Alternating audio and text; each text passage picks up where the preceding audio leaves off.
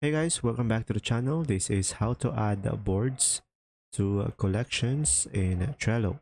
So first thing is just simply go to one of your workspace, and after that you should be able to see here collections on the left side of the screen, and it will redirect you to the collection tab. And you should be able to see here the plus icon over here down to your board.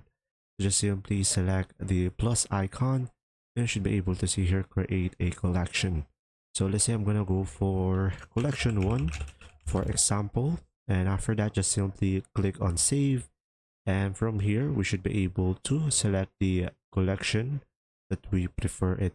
And now from here you can add the other one over here, and you should be able to add it up. And when you click on the collection 1 you should be able to have the collection 1 only.